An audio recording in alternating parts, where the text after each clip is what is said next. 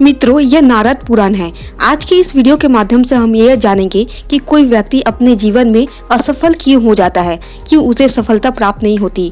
आखिर क्या ऐसी गलतियां वो अपने जीवन में कर बैठता है जिसके वजह से वो सफलता प्राप्त नहीं कर पाता।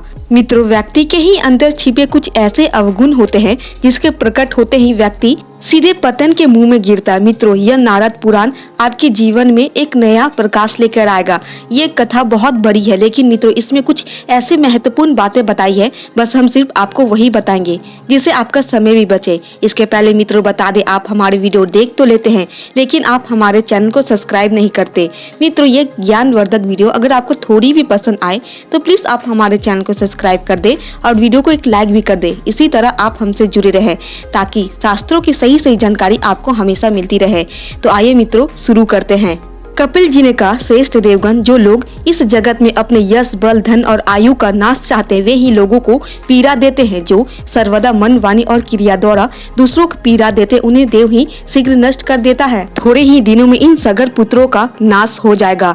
महात्मा कपिल मुनि के ऐसा कहने पर देवता विधि पूर्वक उन्हें प्रणाम करके स्वर्गलोक को चले गए। इसी बीच में राजा सगर ने वष्टि आदि महर्षियों के सहयोग से परम उत्तम अश्वमेध यज्ञ का अनुष्ठान आरंभ किया। उस यज्ञ के लिए नियुक्त किए हुए घोड़े को देवराज इंद्र ने चुरा लिया और पाताल में जहां कपिल मुनि रहते थे वहीं ले जाकर बांध दिया। इंद्र के द्वारा चुराए हुए उस अश्व को खोजने के लिए सगर के सभी पुत्र आश्चर्यचकित होकर भू आदि लोकों में घूमने लगे। जब ऊपर के लोकों में कहीं भी उन्हें वह अश्व दिखाई नहीं दिया तब वे पाताल में जाने को उगत हुए। फिर तो सारी पृथ्वी को खोदना शुरू किया। एक एक ने अलग अलग एक एक योजन भूमि खोद डाली। खोदी हुई मिट्टी को उन्होंने समुद्र के तट पर बिखेर दिया और उसी द्वार से वे सभी सगरपुत्र पाताल लोक में जा पहुँचे। वे सब अविवेकी मद से उन्मत्त हो रहे थे। पाताल में सब और उन्होंने अश्व को ढूंढना आरंभ किया। खोजते खोजते वहां उन्हें करोड़ों सूर्य के समान प्रभावशाली महात्मा कपिल का दर्शन हुआ। वे ध्यान में तन्मय थे। उनके पास ही वह घोड़ा भी दिखाई दिया। फिर तो वह सभी अत्यंत क्रोध में भर गए और मुनि को देखकर उन्हें मार डालने का विचार करके वेग पूर्वक दौड़ते हुए उन पर टूट पड़े।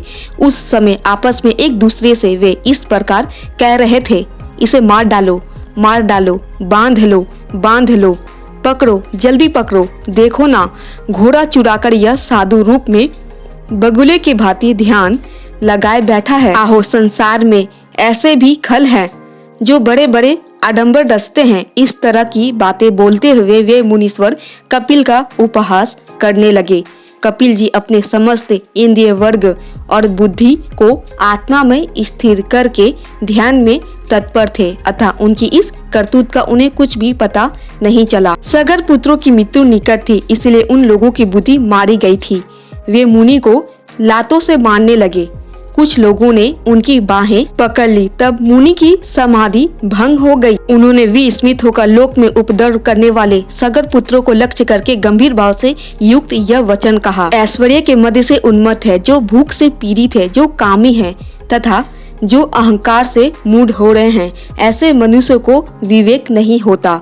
यदि दुष्ट मनुष्य सज्जनों को सताते हैं तो इसमें आश्चर्य क्या है।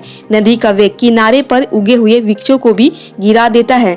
जहाँ धन है, जवानी है तथा पराई स्त्री भी है, वहाँ सदा सब अंधे और मूर्ख बने रहते हैं।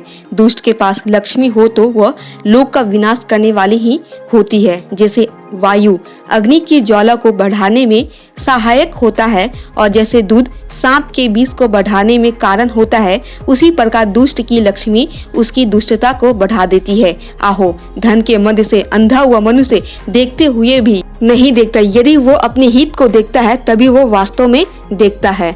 तो मित्रों, बस कथा यहीं पे समाप्त होती है, लेकिन इसमें समझने वाली बात यह है कि जो मनुष्य अधिक धन पा लेता है, ऐश्वर्य से मद होता है, वैसे व्यक्ति ही पतन की ओर जाता है, क्योंकि ऐसे मनुष्य विवेक तो पूरा खो ही देता है और जो मनुष्य विवेक खो देता है वो सफल कभी हो ही नहीं सकता। मित्रों, छोटी सी वाक्य में कपिल मुनि जी ने कितनी बड़ी बात कह दी है जो हमारे हित के लिए है। मित्रों, ये छोटा सा ज्ञानवर्धक वीडियो पसंद आया हो तो प्लीज चैनल को सब्सक्राइब कर दे